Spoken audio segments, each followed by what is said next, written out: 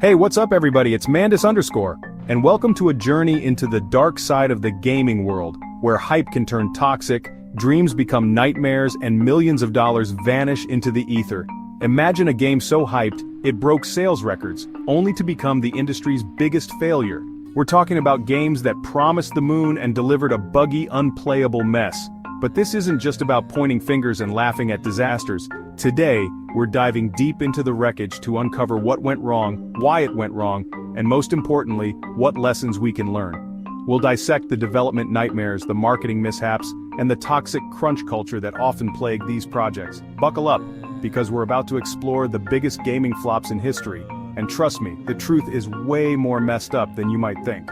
Let's uncover gaming's most epic disasters and the lessons behind them.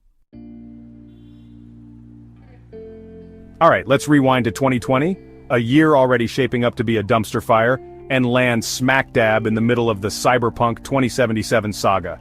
This game, my friends, was supposed to be revolutionary. I mean, we're talking Keanu Reeves, a sprawling open world, and a level of hype that could make even the most cynical gamer drool with anticipation. CD Projekt Red, the masterminds behind the Witcher series, had earned our trust, and gamers everywhere eagerly emptied their wallets for a pre-order ticket to Night City. The trailers, oh man, the trailers. They promised a gritty, neon-drenched dystopia where every choice mattered, every street corner held a story, and you could customize your character down to the cybernetic implants. The hype train was an unstoppable behemoth, fueled by developer promises and slick marketing. But then, launch day hit, and just like that, the dream shattered. Instead of a revolutionary RPG, players were met with a buggy, unfinished mess. We're talking game-breaking glitches, NPCs spawning in mid-air, cars driving through buildings, and graphics that looked like they belonged on a PS2, not a next-gen console. The internet, as you can imagine, exploded. Forums overflowed with rage, refund requests flooded CD Projekt Red, and the gaming community collectively shook their heads in disbelief. How could a game with so much potential, so much hype, crash and burn so spectacularly? Well, as we dig deeper, a story of rushed development, unrealistic expectations, and a severe case of too much, too soon emerges. You see, CD Projekt Red, despite their success with The Witcher, may have bitten off more than they could chew with Cyberpunk. The scope of the game, the ambition was massive, and somewhere along the way, amidst the pressure to deliver on those sky-high promises, corners were cut, bugs were ignored, and the game was shoved out the door before it was ready. The result?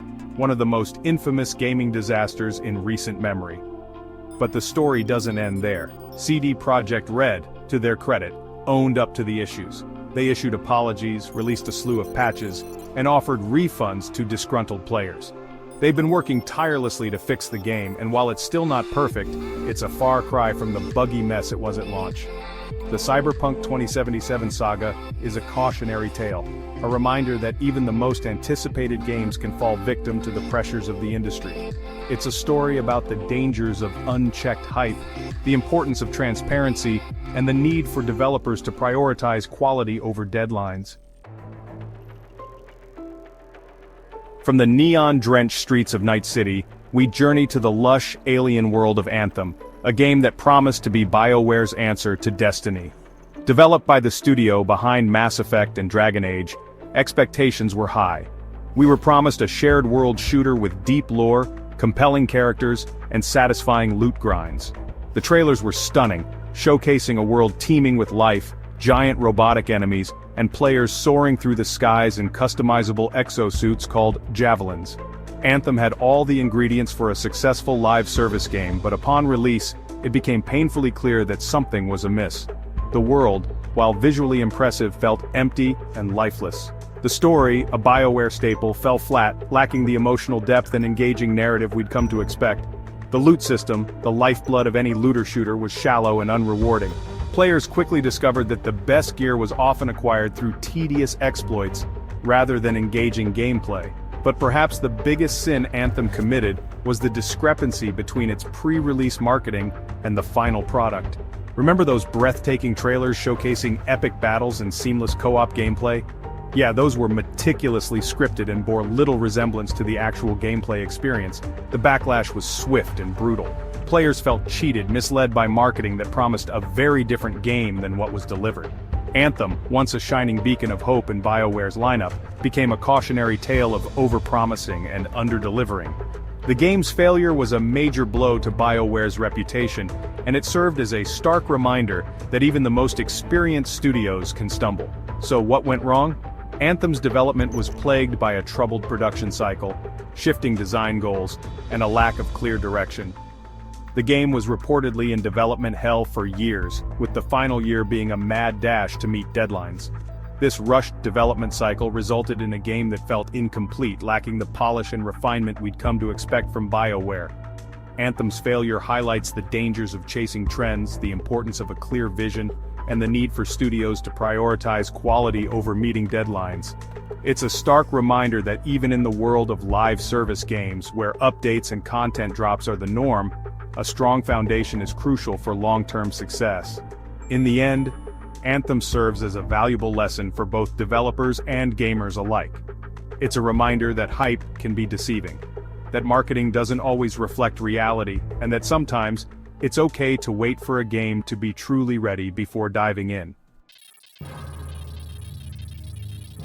Chapter 3. Fallout 76, a Fallout to Forget. Next up, we venture into the irradiated wasteland of Fallout 76, a game that dared to take the beloved RPG franchise online. Bethesda, known for their sprawling single-player experiences, promised a multiplayer Fallout experience where players could team up, build settlements, and explore a shared wasteland. On paper, it sounded like a recipe for success. Fallout, with its rich lore, engaging quests, and darkly humorous tone, seemed ripe for a multiplayer adaptation. But as we all know, the road to gaming hell is paved with good intentions. Fallout 76 launched in a state that can only be described as disastrous. The game was riddled with bugs, glitches, and performance issues.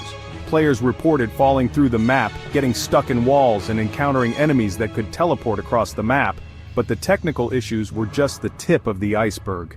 Fallout 76's biggest sin was its utter lack of soul. The world, usually teeming with interesting characters and engaging quests, felt empty and lifeless. The absence of human NPCs replaced by robots and holotapes robbed the game of its signature charm and narrative depth.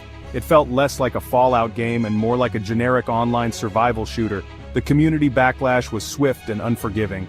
Players lamented the lack of depth, the technical issues, and the overall feeling that Fallout 76 was a betrayal of the franchise's legacy.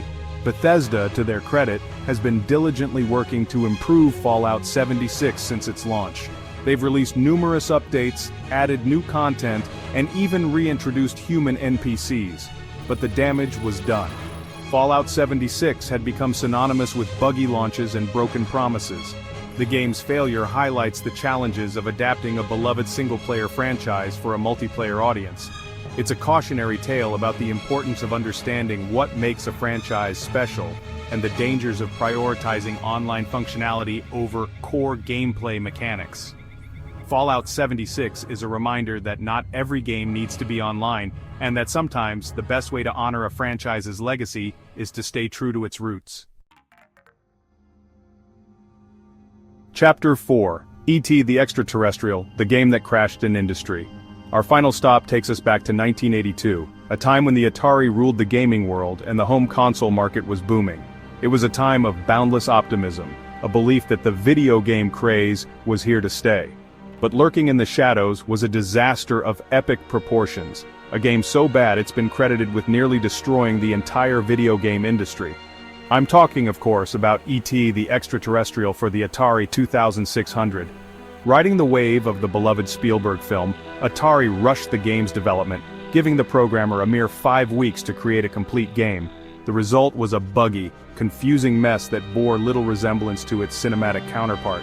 Players controlled E.T. as he wandered a pixelated landscape, falling into pits, getting stuck in environments, and collecting pieces of a phone to, well, the objectives were as unclear as the game's graphics.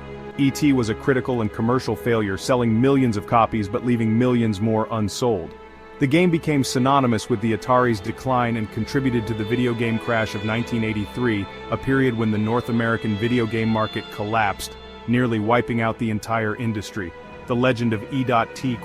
S failure was cemented when, in 1983, Atari reportedly buried millions of unsold cartridges in a New Mexico landfill. The Atari landfill became a symbol of the industry's hubris, a reminder that even the most popular franchises couldn't escape the consequences of rushed development and poor quality control. E.T. the Extra-Terrestrial for the Atari 2600 serves as a cautionary tale from the early days of gaming, a reminder that even in a booming market, quality matters. It's a story about the dangers of rushing development, the importance of understanding your audience, and the consequences of sacrificing quality for a quick buck. While the video game crash of 1983 was a complex event with multiple contributing factors, E.T. the Extra-Terrestrial will forever be remembered as a symbol of that tumultuous period. A reminder that even in the world of entertainment, there's no substitute for a good game. From buggy launches to broken promises, we've seen how hype can be a double-edged sword. Games like Cyberpunk 2077 and Anthem serve as stark reminders that even the most anticipated titles can fall victim to unrealistic expectations and rushed timelines. The gaming industry has evolved since the days of E.T., but the lessons learned from these disasters still hold true. Gamers today demand transparency, quality, and respect for their time and money. Developers are learning that communication is key, that acknowledging challenges and engaging with the community can go a long way in rebuilding trust. So, where do we go from here? Do you think the industry has learned from these mistakes, or will history repeat itself? Let me know in the comments below. And as always, don't forget to subscribe for more gaming insights, theories, and deep dives into the games we love.